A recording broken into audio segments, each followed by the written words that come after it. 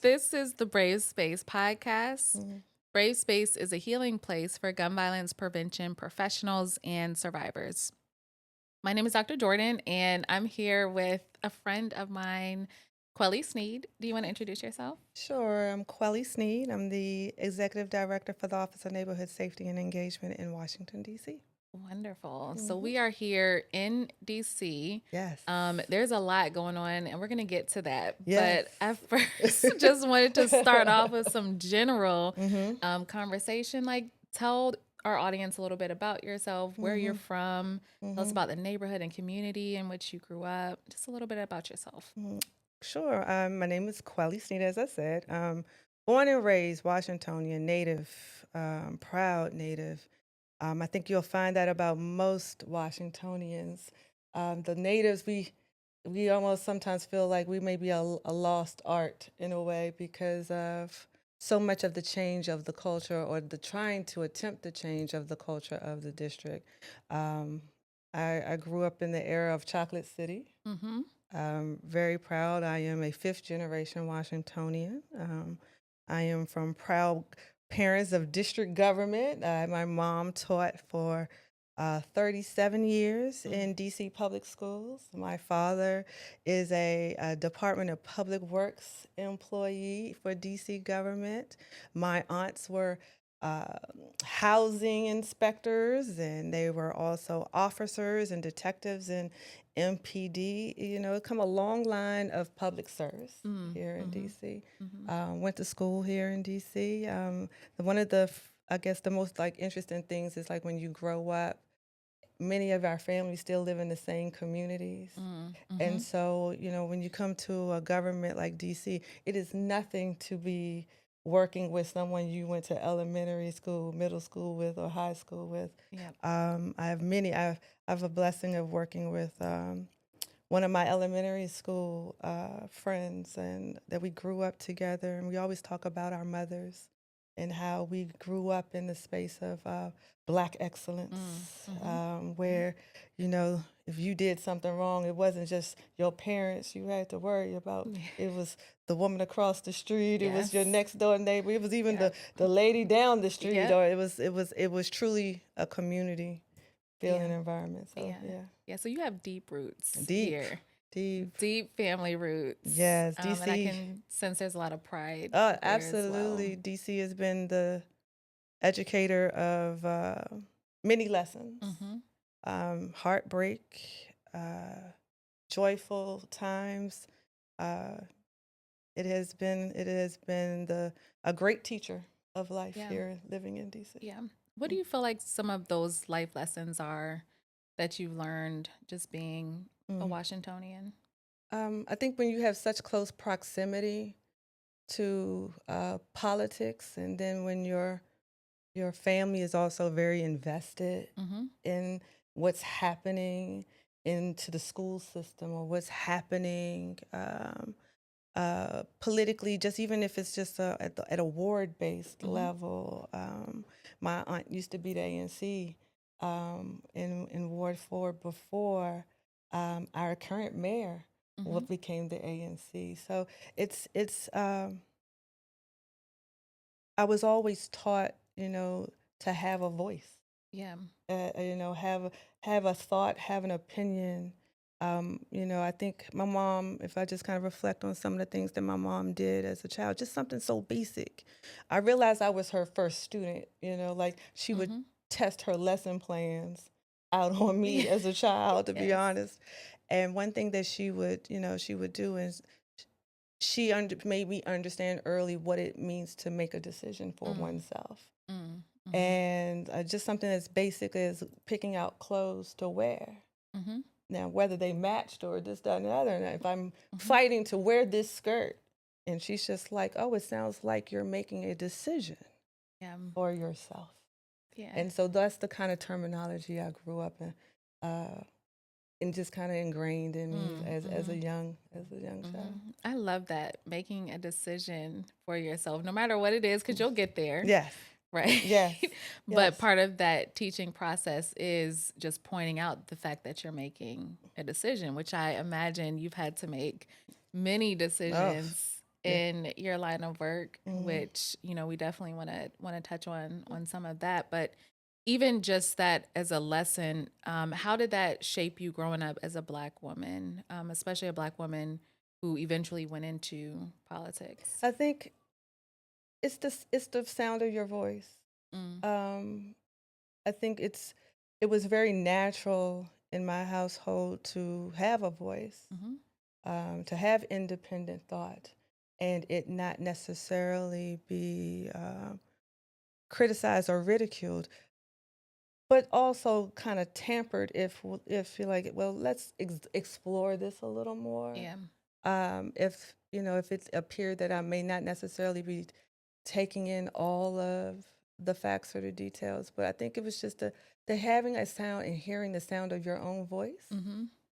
And so it becomes so natural. So when you're put or placed in spaces where your voice is, or there's an attempt to mute Mm-hmm.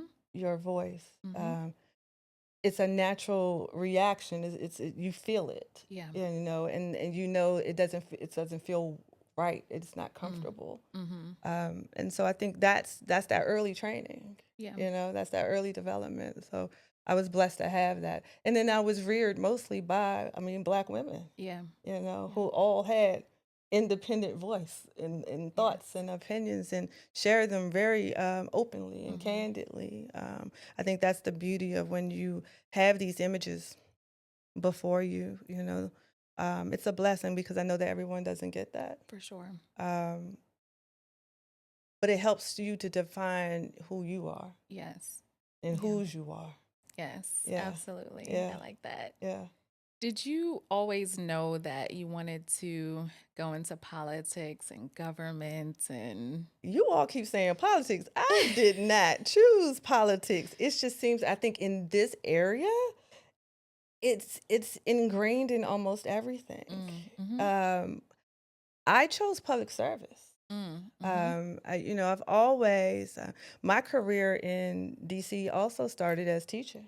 Mm-hmm. I was a science teacher. Where are you? Oh, for many, many What years. grade? Oh, funny story, pre-K through sixth. So sixth grade at that time was in the elementary school, and Mm-hmm. eventually they felt that it was, the sixth graders were getting bigger and taller. Yep. They really needed to be in the middle school setting. Mm-hmm. But when I was teaching in DC public schools, sixth grade was very much a part of the elementary school. So it was pre-K through six. So you had all of these science lessons, Mm-hmm.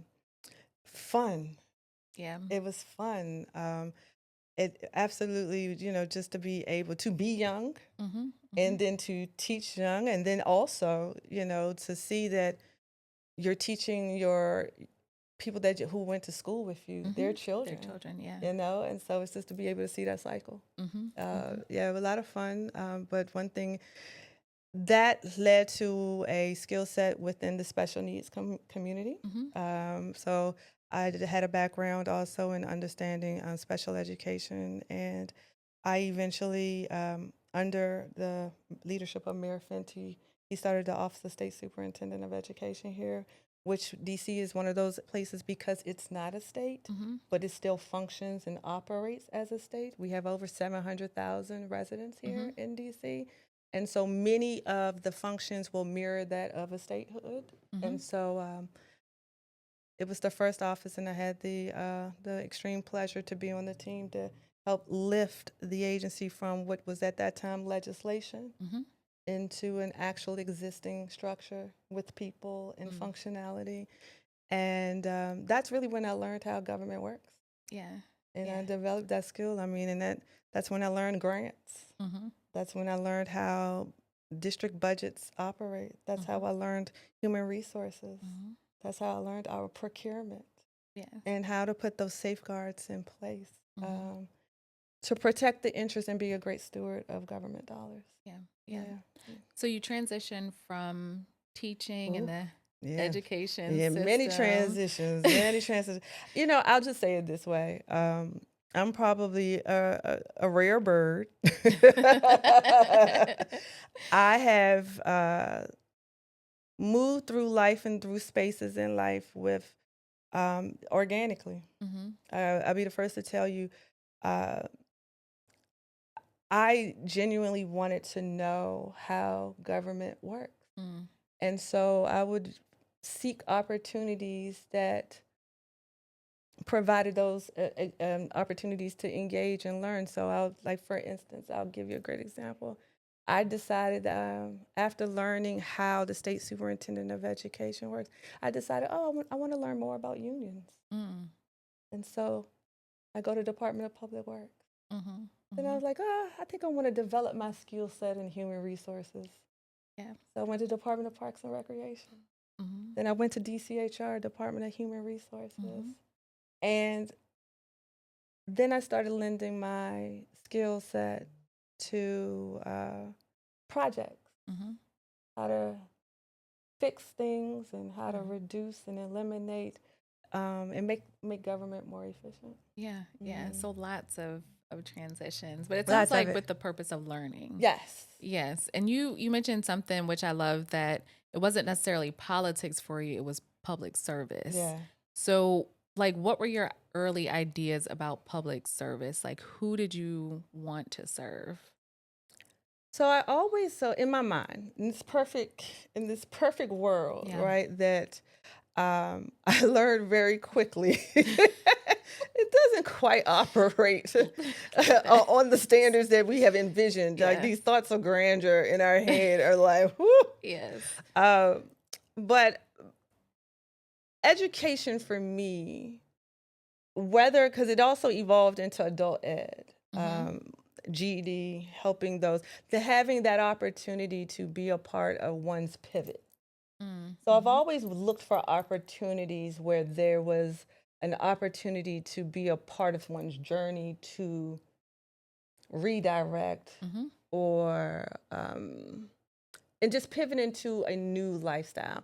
And I think that opportunity really came about at DCHR, Mm-hmm. DPR, and building blocks, and then also now working at ones, because I've always kept with education, Mm-hmm. because that I felt like that just kept me grounded and just connected. And so I would work 9 to 5, but at 5:15 I'm running to an adult education Yeah. center to teach math and science to help someone pass their Mm. GED or Mm-hmm. get their high school equivalency. Mm-hmm. And I've done that for over 15 years. Wow. And so that's always been the standard. And it hurt so bad when I had to walk away from Yeah. it this year. Mm. Oh, it hurt so bad, because it's just like, I think I can do both. I think I Uh-huh. can do both, because it's almost like this arm has been so much a Yeah. part of me. Yeah. Yeah. So anything that would give me space to be a part of someone else's journey. Yeah. Yeah. What made it difficult to balance that this year in particular? So I guess that's kind of really talk about how did I get to this Office of Neighborhood Safety and Yes. an Engagement space. It is, my journey is probably like the most unlikely journey to this space, but I do believe that God presents opportunities for Mm-hmm. you, and also it's also a part of the plan. I can honestly say every job that I've held up to this point has prepared me for the space in the seat that I'm sitting in right Mm. now. Um, so we are now post-pandemic a little bit. I I I can honestly say I followed a great leader by the name of Linda Harley Harper. Mm-hmm. She was a District of Columbia advocate, always looking to reform and ways to reform spaces for youth rehabilitation, returning Mm-hmm. citizens, and finding ways to reduce violence in our city. Mm-hmm. And Linda and I met over 20 years ago in a program called Cornell Abraxas. Mm-hmm. And that organization had a contract with the district, and it was for youth that were returning back to Mm-hmm. population in city, but may not necessarily be able to go return back to Yeah. their original school placement. So I was the educational Mm-hmm. advocate. I also taught probably like 2 or 3 classes a week focused on GED preparation, Mm-hmm. CASA's preparation. And so our friendship really developed at that point, that's when I really got to know her, got to know her leadership, and just really what her advocacy really was about. Now you fast forward to probably 2018, 2019. I'm in district government. She's in district government. We're in two different agencies, and she's just like, "Hey, it's the pandemic. Everything is crazy. I need your help. It's budgets, grants. It's the infusement of a lot of this ARPA funding and how to get this money into the community." And so we did great work.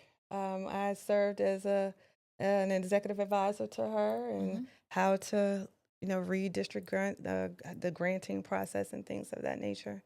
And then later, she was just like, "Hey, I'm going to this office. We're going to start this new office of, I think it was gun violence prevention." And I said, "Okay, girl, I'll see you later. I'm going back over here." It didn't sound like what you Um, wanted to do? not, I mean, I don't know really what it was. I think also I was coming off of loss, or my aunt had passed away from stage 4 cancer. I think it just wasn't, at that time, it just didn't really resonate with me. But we kept in contact because, she will always have questions, about policy, what's the best process to use to streamline things. So we definitely kept in contact. And then she got a great opportunity presented to her to lead the Office of Neighborhood Safety and Engagement. And she said, "Hey, I would love for you to come over here." And I think at that time it felt right. Yeah. It felt right. And I became her chief of staff. And I knew I referred to ourselves as line and curve. Especially when you know someone is like, "Hey, policies, procedures, budgets, grants, things like that, human resources, procurement, have at that, girl." I was just like, "All right, that's your jam. This is my jam. Yes. I can do this." And then you're a part of the not so visual scene, part of the transition of those who are seeking to do something different. And so it spoke to me in that regard. I think if just now listening and thinking back, I think the other one just seems so very, just everything was data, data, data. It seemed like it didn't have a immediate, when presented to me, the immediate connection to direct service delivery. And I think that's probably why I was just like, I'm going back over here. So we were very excited about the new journey we were going to be on. And so that was February 2023, and unfortunately she passed away May of 2023. So you took a more prominent role at ONES. I think it's abbreviated ONES. It's not the phonetic spelling. People like, I have heard ONSE. No, we refer to it as ONES, ONSE, Office of Neighborhood Safety. Yes. And how long have you been in that role? So I was interim for probably very close to 2 years. I became the confirmed executive director in December of 2024. Okay. Yeah. So hasn't yet been a year. Not quite. But in my mind, it's almost 3 years. Yes. Because staff was great. I learned a lot. It was definitely on the ground. You better get going, girl, and figure this out. And it's great team, great programs. Got to know the staff a lot better. We have our Pathways program. We have family survivor support. We have violence interruption. And in the earlier stages, we had a program called the ONES Leadership Academy. I want to recognize them because these were all of the early programs, and it was just so much. Yeah. And it just really showed like, wow, they're doing great work in this community. And it's sometimes overshadowed by politics, it's overshadowed by sometimes scandal, it's overshadowed. But the people that are on the ground doing this work are doing some phenomenal things. For sure. What, if you could just tell us, like, what's the mission or what are some of the overall goals of ONES? Overall, and just simply put, working to reduce gun violence in our city. Each program has its individual approach to that. Mhm. Pathways is directed to those that are most at risk or have been impacted Mhm. by gun violence or drivers Mhm. of gun Mhm. violence in our city. And it is a workforce development, and it is also a behavior modification Mhm. program. It is something that sells itself. It does not need a flyer. Yeah. It does not need any marketing material. Yeah. It is, and that's really to the true um, commitment of the team that works Mm. in there. It's overseen by our deputy director, Julia Irving. It's also led by one of our newest program managers, Brian Atkins, and the team is comprised of outreach specialists, case managers, workforce development specialists, and it's really focused on and a host of credible messengers Mm. and Mhm. mentors that Mhm. do that aftercare component. And I mean, real the commitment is unreal. We have government partners, federal government partners. We have so many. I see SOSA's well represented. Mhm. Um, it is it is something where you can kind of see the full life Yeah. cycle. Um, and you can see the journey and the pivot.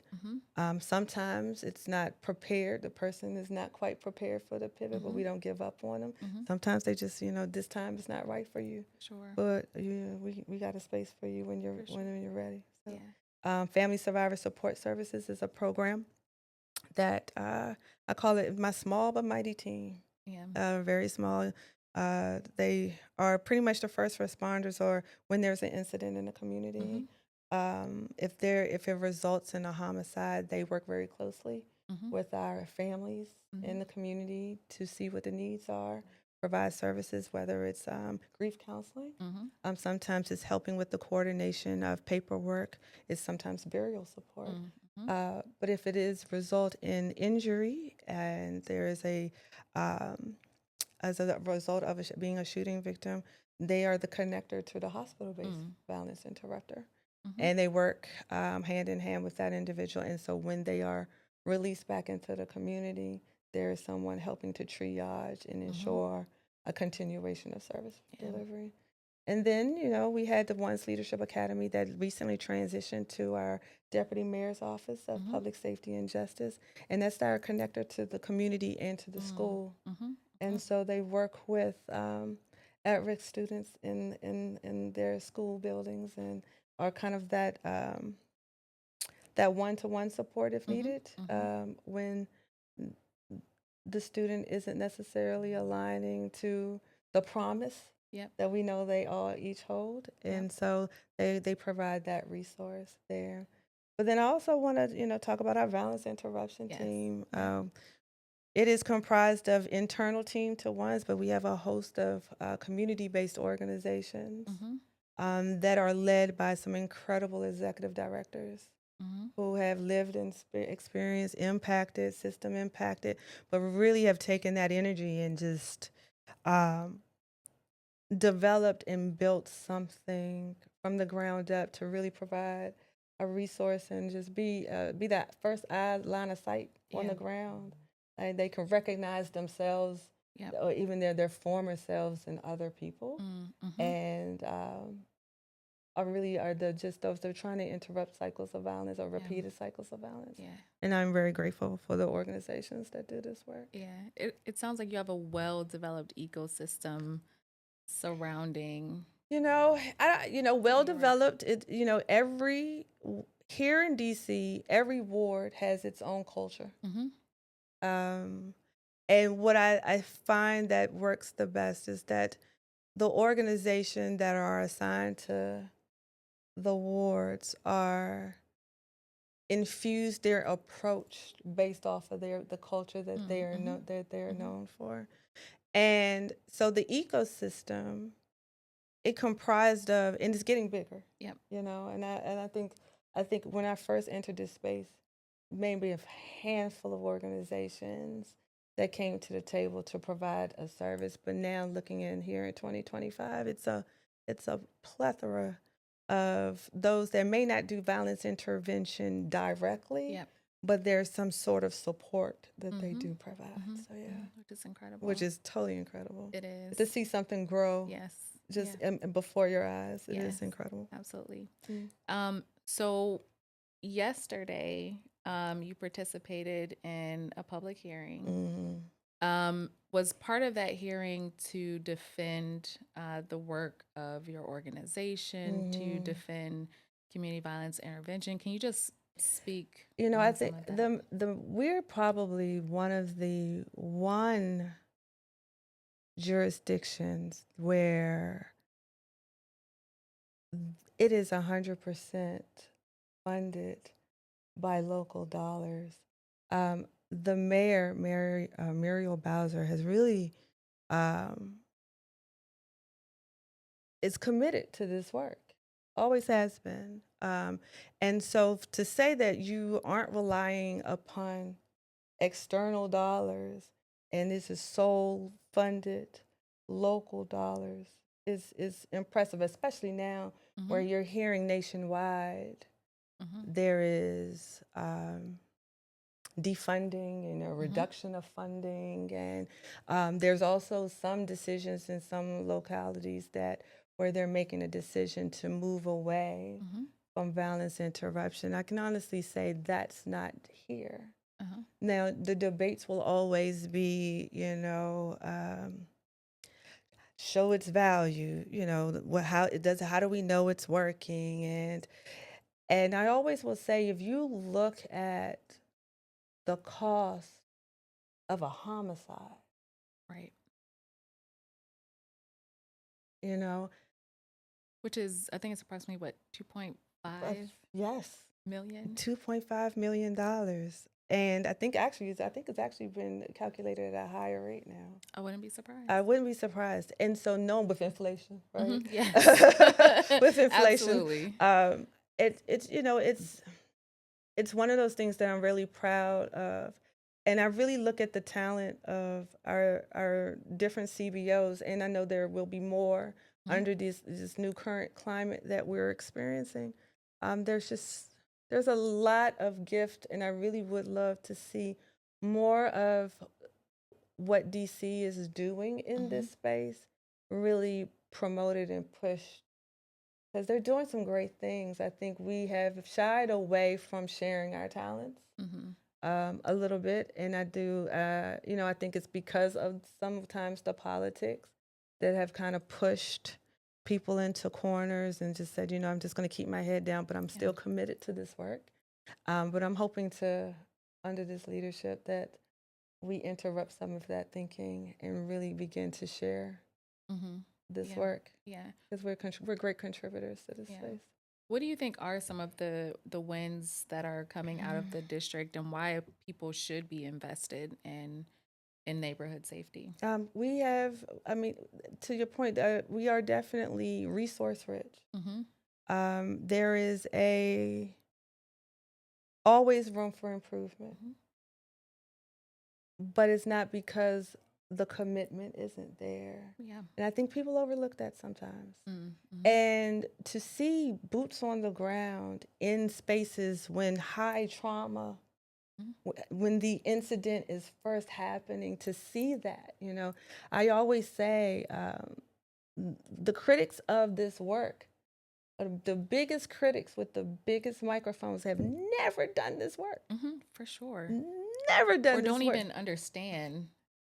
But have the loudest microphone Mm-hmm. and will do anything to discourage any investment into this work. So, boots on the ground. Now, DC is one of those places where it's experiencing great promise in some areas, and we have some work to do also in others. But again, it's the commitment. Mm-hmm. You cannot wake up and do this work every day if you didn't believe that it actually worked. For sure. And I really, that's something I always drive home. For sure. It's the commitment. For sure. Yeah. For sure.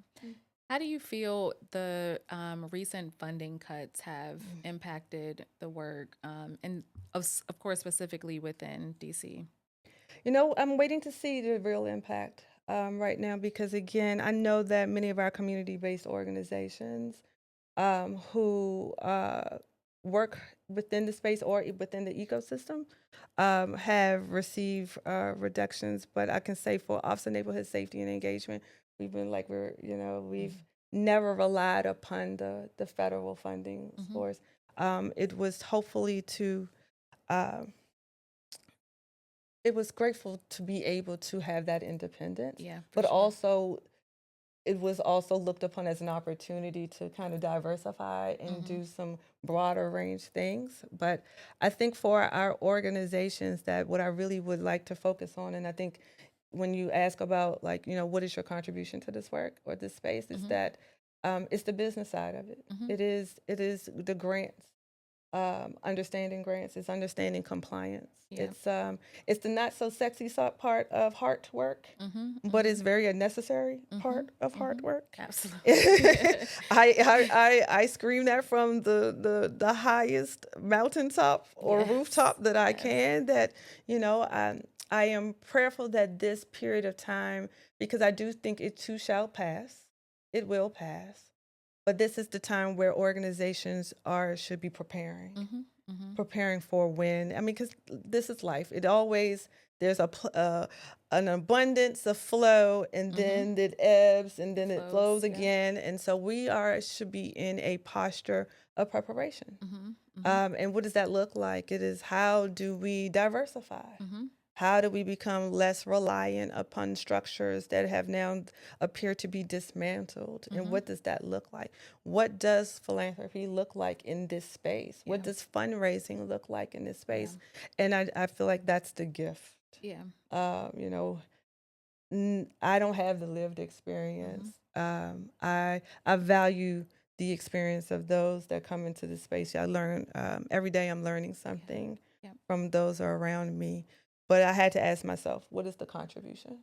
What can I give back to this space that seems to give of everything within themselves to prevent violence and cycles of violence? And so that's how I feel I can contribute. Yeah, for sure. And then what do you think are some of like the big wins that you all have had at once? Well, right now at Pathways, for instance, we are in our midst of our 20th cohort. That's amazing. That's amazing. That's over 540 success stories. Wow. Yes. And these are all people who are at risk or the highest risk? Highest risk. Have already been impacted by drivers, drivers. and those that have been impacted by gun violence. Yes. And so that, and then you think about, and on the not so bright side of the program, but our family survivor support services. I just recently attended a Mother's Day tea, and I intentionally went from table to table to sit and hear the stories of mothers and see the pictures of their loved ones, and to see how they were celebrated. And created a space of healing, and created a space for the siblings, the children, to speak about their loved one and share stories about their loved one. Every year we recognize in September those victims of gun violence for family members, and we create a space of celebration of their life, because to many they're just numbers.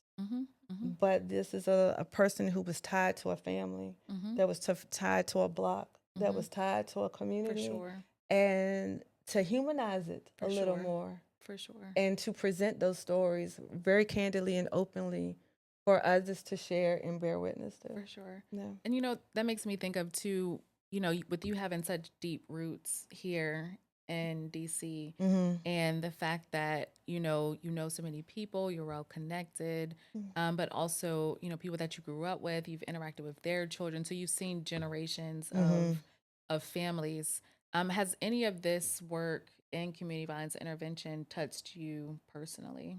The first person that was close to me was the guy named Rico Neal. And Rico went to school with me, and he lived maybe like 4 blocks over. And when you see a person, they're always joking around, they're Mm-hmm. always playing, like literally will come to your house and watch you break the leaves and they standing there just Mm-hmm. talking a whole bunch of mess. Like, Yeah. like this person was that person, Yeah. right? And he was the first person killed in the new year, and I believe that was maybe 1992. Mm. And I think it was the first time I've actually saw someone who was same height as me, same age as me, laying in a casket. Mm. And it was shocking Mm-hmm. for me because, again, the last memory of that person was them joking around, being Mm-hmm. funny, Mm-hmm. very human, very filled with life. And as a child, you look at that, and I think I was probably maybe eighth grade Mm-hmm. at that time, and to know the family. Mm-hmm. These are people you see in the grocery store.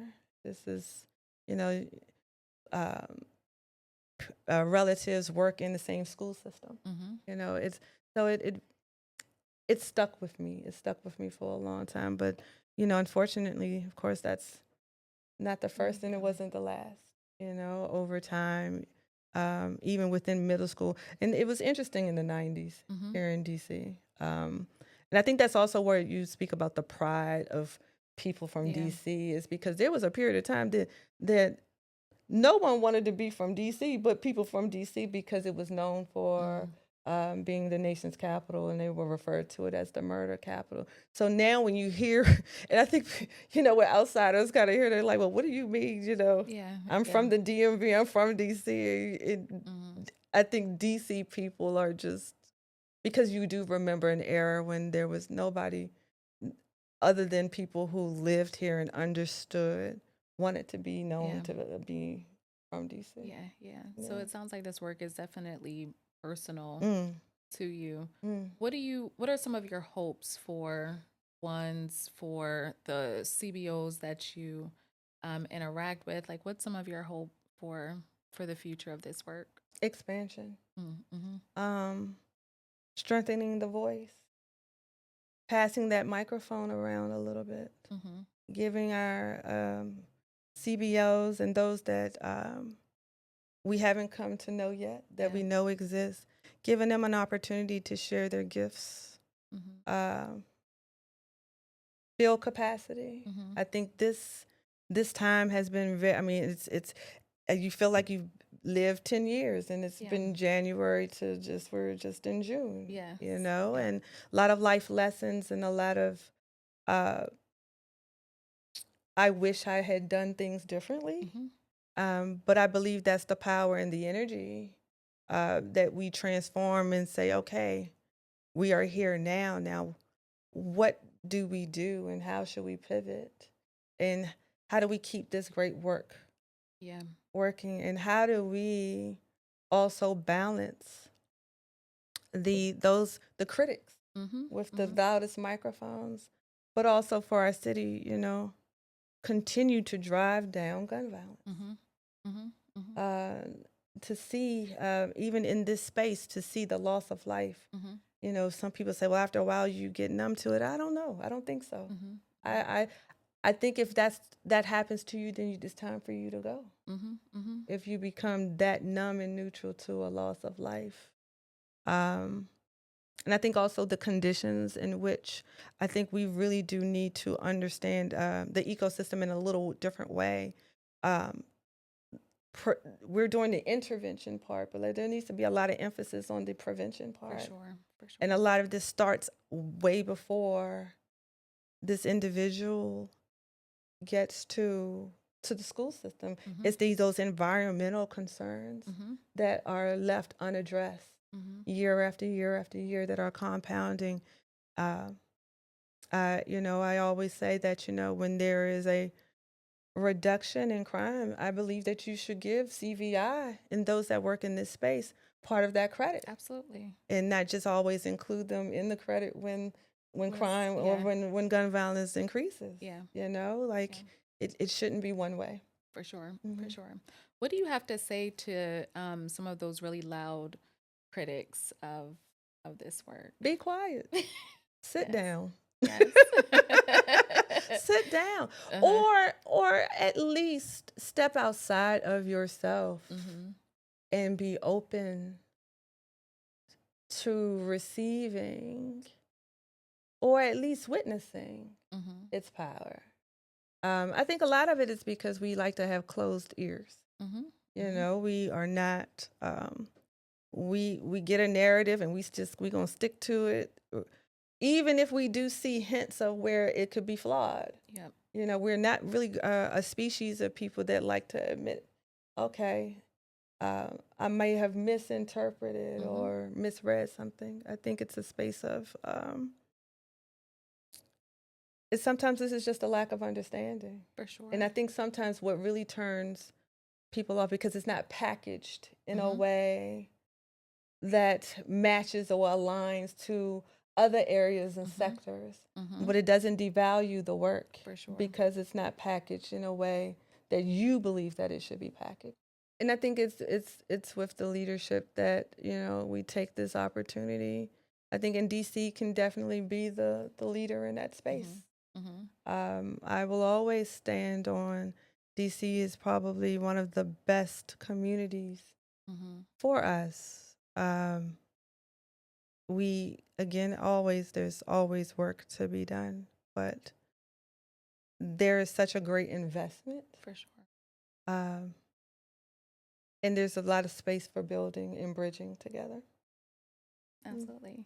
So, I guess it's just like a final question outside of the work, Mm, friend. pray. I Okay. know that you do some things to kind of keep you have a lot of responsibility, Mm. right? So I know you do some things to kind of help find that balance, right? So I know, like, for instance, your shopping preferences, which I've gotten to witness firsthand. And let me say, I'm still trying to figure out how I can wear dunks to a dirt bike event. Just That's don't on my get list to do. just don't get on the dirt bike. Just posture. Yes.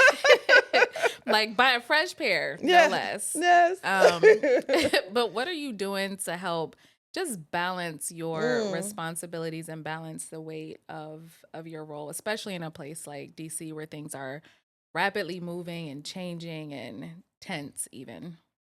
Wow. Wow. You know, I'll share this. It's and someone can say that's so regular. It's a realization that I just recently had. Mhm. I think what holiday was that? Just Memorial Day Mhm. that just passed. Um, I was at a cookout and it was kind of brisk outside. It was kind of cold, and I realized, wow, my family is Mm. aging nicely, Mhm. aging well, but it's getting smaller, Mhm. and the aunties aren't as young as they used to be, Mm. you know? Mhm. And it made me pause. It made me pause because to your point, you're constantly working, Mhm. and sometimes that will require you to miss a wedding Mhm. or miss a family reunion. And I don't know, I can honestly say I've been really reflective Mhm. about spending a little more time Yeah. with the aunties and the cousins Mhm. and just and watching the little ones who are not so little anymore Yeah. kind of grow up into their spaces. I think I don't know. It was a very weird revelation. I Mm. never Mhm. really took a moment to pause. These last 3 years have been a whirlwind of Mhm. filled with lessons and been so laser focused, and then just to kind of talk and say, hey, wait a minute. Yeah. Yeah. So I think for me, it's just kind of redirecting some of my energy to my loved ones, Yeah. and because I never want to be the person to say, I wish I had Mhm. dot Mhm. dot dot. Mhm. Mhm. I think everyone knows my best road dog is my mama. Yes. I'm going. Y'all know I'm going to go to bed at an early time. I'm gonna wake up at 2, 3 in the morning, but Yes. I'm to carve out more space. Yeah. I Yeah. love that. I love Thank you. that. Well, thank you so much for your time, Oh, for anytime. sharing your insight, your Mm. wisdom, your elegance, Mm. gracing us with your presence Oh, amidst man. your busy, busy schedule. Mm, But I think even just having your voice mm, in this space is a big deal, mm, right? And I love how you kind of capture that early on when you were talking about your mom kind of pouring that into you and mm. how you make decisions. And I think just as an observer and seeing like how you move and how you make decisions and hearing your voice. And of course, I've had the opportunity to do that right over the Mm. last few Yes, months yes, it's been in many fun. different Please, ways. yes. Yes, and I can honestly say I'm so inspired by you and your Oh, wow. leadership and Oh, wow. the influence that you're having in this work. Mm, So, thank you. I just want to say that I appreciate you. Oh, sis, I Sis, love sis, you. sis, love you. Mm, This is the Brave Space mm. podcast. Brave Space is a healing place for gun violence prevention professionals and survivors. Yes. We meet, we process, we heal in community.